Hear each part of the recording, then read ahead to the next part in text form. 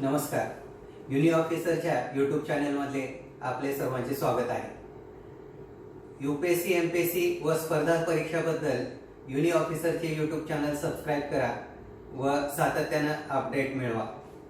आज आपण यूपीएससी पूर्व परीक्षा याच्याबद्दल या भागामध्ये पूर्णपणे माहिती घेणार आहोत.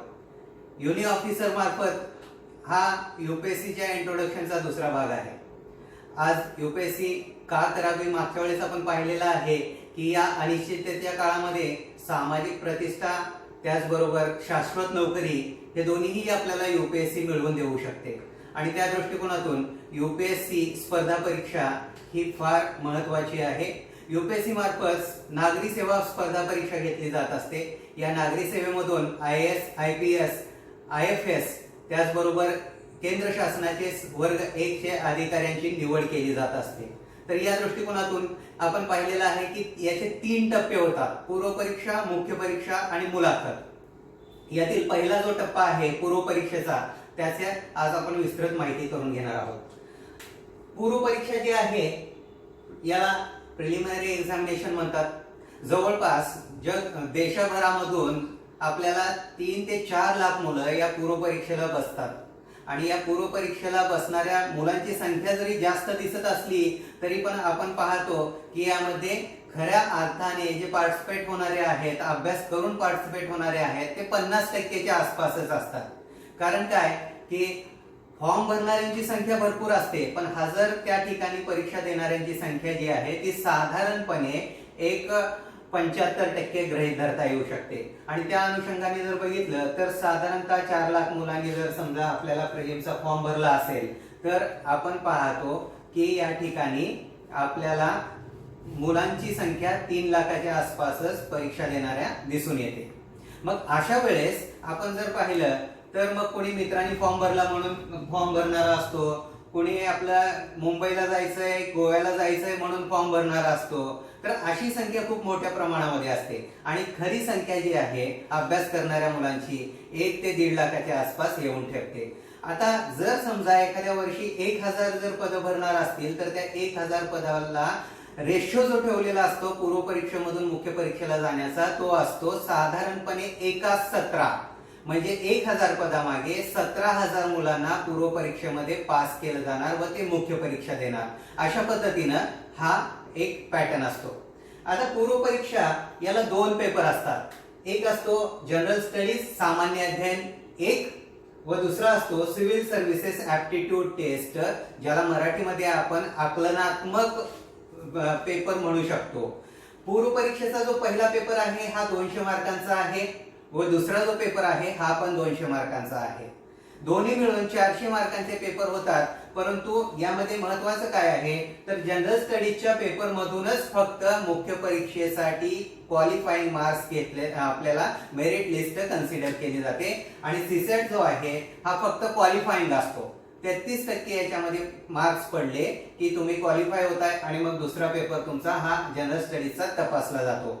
आणि अशा पद्धतीनं खऱ्या अर्थानं बघितलं तर जनरल स्टडीजचा पेपर हा सर्वात महत्त्वपूर्ण आहे. जनरल स्टडीजच्या पेपरवरतीच आपल्याला पाहता येतं की पुढील मुख्य परीक्षेला एंट्री मिळवायची आहे का नाही हे कन्सिडर होत असतं. आता दोन्ही पेपरचा मध्ये जर बघितलं तर जनरल स्टडीजचा जो पेपर आहे हा महत्त्वपूर्ण यासाठी जसा आहे तसं या जनरल स्टडीजच्या पेपरमधूनच तुमच्या मुख्य परीक्षेची पण तयारीची सुरुवात झालेली असते. कारण याच्यामध्ये जनरल स्टडीज मध्ये एकूण आपल्याला 7 घटक दिसतात. जनरल स्टडीज मध्ये 7 घटक आहेत, ज्याच्यामध्ये स्टॅटिक टॉपिक्स जे म्हणतो आपण, तर ते स्टॅटिक टॉपिक्स काय आहेत जे न बदलणारे असतात. जसं इतिहास कधी बदलणार नाहीये, भूगोल कधी बदलणार नाहीये, किंवा आपली जी पॉलिटी आहे त्यामधला कॉन्स्टिट्यूशनचा पार्ट जो आहे तोही फारसा बदलत नाहीये. तर या अनुषंगाने जर बघितलं तर हे 3 विषय जे आहेत ते सर्वात महत्त्वपूर्ण आहेत आणि हे स्टॅटिक पार्ट आहे हा बदलत नाही. आता याच्यामध्ये हिस्ट्री ऑफ इंडिया आणि इंडियन नॅशनल मुवमेंट असं म्हटलेलं आहे. हिस्ट्री ऑफ इंडिया म्हटलं तर आपल्याला दिसून येतं की यामध्ये प्राचीन भारताच्या इतिहासापासून ते अगदी सध्याच्या इतिहासापर्यंत सर्व घटकांचा आपल्याला अभ्यास करावा लागतो. प्राचीन भारताचा इतिहास, मध्ययुगीन भारताचा इतिहास आणि आधुनिक भारताचा इतिहास प्राचीन भारताचा इतिहास अगदी प्री हिस्टॉरिक पिरियड आहे, त्या प्री हिस्टॉरिक पिरियड वरती प्रश्न येतात. प्रोटो हिस्ट्रीचा जो हरप्पन कल्चरचा भाग आहे तो हरप्पन कल्चर वरती प्रश्न येतात. आणि यानंतर आपल्या हिस्ट्रीचा जो पार्ट आहे मगध एम्पायर पासून ते अगदी हर्षवर्धनाचा काळ इथपर्यंतचे प्रश्न आपल्याला यामध्ये पाहायला मिळतात. याशिवाय जो 1206 पासून आपल्याला जो काही मध्ययुगीन भारताचा इतिहासाचा अभ्यास सुरू होतो तो अगदी 1707 पर्यंत औरंगजेबाच्या मृत्यूपर्यंत मध्ययुगीन भारताचा इतिहास याच्यावरती प्रश्न असतात. आणि त्यानंतर इंडियन नॅशनल मुवमेंट म्हणून जो काही या ठिकाणी विचारलं गेलेला आहे यामध्ये सिलेबस दिलेला आहे तो म्हणजे काय तर ब्रिटिशांच्या काळामधील जो काही इतिहास आहे त्याच्यावरती प्रश्न येतात. यामध्ये जर विचार केला तर इंडियन नॅशनल मुवमेंट जे आहे याच्यावरती जास्त प्रश्न येतात. इंडियन नॅशनल मुवमेंट मध्ये जवळपास 7 ते 8 प्रश्न येतात, ज्यामध्ये 1857 ते 1947 या कालखंडामधील भाग जो आहे याच्यावरती जास्तीत जास्त प्रश्न पाहायला मिळतात. दुसरा जो आहे तो इंडियन पॉलिटी आणि गव्हर्नन्स. इंडियन पॉलिटी आणि गव्हर्नन्स मध्ये आपण जर पाहिलं तर याला आपण मराठी भाषेमध्ये राज्यघटना आणि त्याचबरोबर नागरिकशास्त्र असंही म्हणता येऊ शकतो. भारतीय राज्यव्यवस्था जी आहे तर त्या राज्यव्यवस्थेचे 2 घटक आपल्याला पाहायला मिळतात. एक असतो तो म्हणजे कुठला तर आपल्या राज्यव्यवस्थेला जो आधार देणारा आहे तो म्हणजे घटना, कारण त्या घटनेवरती आधारित आपली राजकीय व्यवस्था चालते. तर त्या अनुषंगानं राज्यघटनेचा अभ्यास आणि त्या अनुषंगानं चालणारी व्यवस्था, मग ते एक्झिक्युटिव्ह असेल, ज्युडिशरी असेल किंवा आपलं लेजिस्लेचर असेल, तर संसद, कार्यकारी मंडळ आणि न्याय व्यवस्था हे जे काही चालत असतं ते सगळं या गव्हर्नन्सच्या अनुषंगाने आपल्याला मुद्दे येत असलेले पाहायला मिळतात. याच्याशिवाय इंडियन जॉग्राफी आणि वर्ल्ड जॉग्राफी हा पण स्टॅटिक भाग आहे. कारण काय आहे की याच्यामध्ये काही सातत्याने प्रश्न बदलणारे नाही आहेत. याच्यामध्ये जे येणारे प्रश्न आहेत हे सुद्धा आपल्याला पाहायला मिळतं की स्टॅटिक. जसं की आता समजा उदाहरण काय आहे, आपल्याला प्रश्न समजा चंद्रग्रहणाबद्दल आला तर चंद्रग्रहण बदलण्याची काय पोझिशन काय सातत्याने बदलणार आहे का? नाही आहे. त्याबद्दलचा जो काही डाटा आहे तो बदलणार आहे का? नाही आहे. पृथ्वी आहे तिथंच राहणार आहे, चंद्र आहे तिथंच राहणार आहे, जी काही कन्सेप्ट आहेत त्या तशाच राहणार आहेत. जसं इंडियन जॉग्राफी मध्ये समजा आपण पाहिलं फिजिकल जॉग्राफी, तर फिजिकल जॉग्राफीवरचे जे काही प्रश्न आहेत ते काही बदलणार आहेत का? भारताचा जो काही भूगोल आहे तो बदलणार आहे का? नाही. तर त्यामुळे हा 3 घटक जे आहेत ते स्टॅटिक आहेत आणि हे स्टॅटिक घटक पुढे मुख्य परीक्षेलाही उपयोगाला येतात. याच्यानंतरचा जो काही महत्वाचा पार्ट आहे तो म्हणजे कुठला आहे तर तो डायनॅमिक पार्ट असलेले 4 घटक आहेत. म्हणजे सातत्यानं त्याच्यामध्ये अपडेट राहणं गरजेचं आहे. त्यामध्ये आपल्याला बदलही पाहायला मिळत असतात. आणि ते घटक कुठले आहेत तर ते म्हणजे socio economic development. Socio economic development काय आहे की आज जर बघितलं सोशिओ इकॉनॉमिक डेव्हलपमेंट मध्ये आपण काय पाहतो की इकॉनॉमिक डाटा बदलतोय. जर आरबीआयनं समजा 3 महिन्यापूर्वी रेपो रेट एक ठेवला असेल तर आज बदलणार आहे.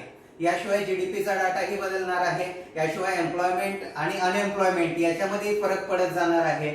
याच्याशिवाय आपण जर बघितलं तर एखादी सोशल स्कीम आलेली असेल इन्क्लुजनसाठी, जसं आपल्याला पाहायला मिळतं की आपली मेक इन इंडिया आहे किंवा आपण पाहतो जनधन योजना आहे, यासारख्या ज्या स्कीम आहेत या सगळ्या स्कीम आपल्याला सोशिओ इकॉनॉमिक डेव्हलपमेंट या अनुषंगाने पाहायला मिळतात. दुसरं याच्यामध्ये एन्व्हायरमेंट आणि इकॉलॉजी याच्यामध्येही बदल होत असलेले पाहायला मिळतात. याच्यावरती येणारे प्रश्न जे आहेत ते 2 पद्धतीने पाहायला मिळतात आपल्याला. एक घटक असतो तो म्हणजे काय आहे की एक पार्ट आहे तो स्टॅटिक असतो, ज्याच्यामध्ये कन्सेप्च्युअल पार्ट आहे त्याच्यावरती प्रश्न विचारले जातात. आणि दुसरा जो पार्ट आहे तो दुसरा पार्ट जो आहे तो म्हणजे नवीन जो डाटा आहे त्या नवीन डाटावरती येणारे प्रश्न. म्हणजे एखादी स्पेसीज आहे ती स्पेसीज जी आहे ती एक्सटिंक्ट झालेली आहे का, एखादी स्पेसीज मध्ये काय फरक पडलेला आहे, अशा पद्धतीचा जो डाटा आहे तो आपल्याला अपडेटेड करत राहावा लागतो.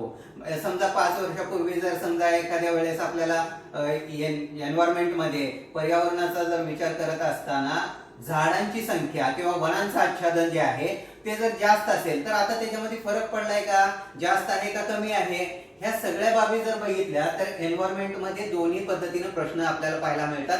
स्टॅटिक पार्ट ही आहे आणि अपडेटेड डाटा ही आहे. त्यामुळे हा एक डायनॅमिक पार्ट म्हणू शकतो. जनरल सायन्स जे आहे तर जनरल सायन्स वरती येणारे जे प्रश्न आहेत हे बऱ्यापैकी आपल्याला अपडेटेड म्हणजे नाविन्यपूर्ण पद्धतीने पाहायला मिळतात. ह्याचा ऍप्लिकेशन बेस्ड प्रश्न विचारले जात असतात. अगदी 8वी ते 10वीचा जो जनरल सायन्स आहे, सामान्य विज्ञान आहे त्याच्यावरतीच येणारे प्रश्न असतात, परंतु ते ऍप्लिकेशन बेस्ड असतात. जसं न्यूटनचे आपल्याला 3 नियम माहिती आहेत, पण ते न्यूटनचे नियम इथं विचारले जाणार नाहीत यूपीएससीच्या परीक्षेमध्ये. न्यूटनच्या नियमाच्या आधारे त्याचं ऍप्लिकेशन मग ते स्पेस टेक्नॉलॉजीमध्ये झालेलं असेल किंवा आणखी आपल्याला समजा इन्फॉर्मेशन टेक्नॉलॉजी मधले काही अपडेट्स असतील, या पद्धतीने आपल्याला जनरल सायन्स वरती प्रश्न येतात. आणि याच्याशिवाय करंट इव्हेंट्स हा जो काही सातत्यानं रोजचा रोज बदलणारा पार्ट आहे, तो एक सगळ्यात महत्वाचा पार्ट आहे. मग करंट इव्हेंट्स हे तुमच्या जनरल सायन्सशी रिलेटेड असू शकतं, करंट इव्हेंट्स हे एन्व्हायरमेंटशी रिलेटेड असू शकतं, करंट इव्हेंट्स सोशिओ इकॉनॉमिक डेव्हलपमेंटचे असू शकतं, करंट इव्हेंट्स तुम्हाला पॉलिटिशी रिलेटेड असू शकतं, करंट इव्हेंट्स हे तुम्हाला जॉग्राफीशी रिलेटेड असू शकतं. ह्या अनुषंगानं current events, socio economic development, environment, ecology आणि जनरल सायन्स हा एक डायनॅमिक पार्ट आहे, ज्याचा अभ्यास आपल्याला सातत्यानं करत राहावा लागणार आहे. आणि जे पहिलेचे 3 टॉपिक्स आहेत ते स्टॅटिक आहेत. तर तयारीची दिशा अशी असली पाहिजे की स्टॅटिक पार्ट पहिल्यांदा अभ्यासून तो पूर्ण करणे आणि त्यानंतर डायनॅमिक पार्ट जो आहे तो सातत्यानं कंप्लीट करत जाणे. तर या पद्धतीनं या जीएसच्या टॉपिकची तयारी करता येऊ शकते. आपल्या युनिक ऑफिसरच्या YouTube चॅनलला सबस्क्राईब करा व पुढील अपडेट्स मिळवा.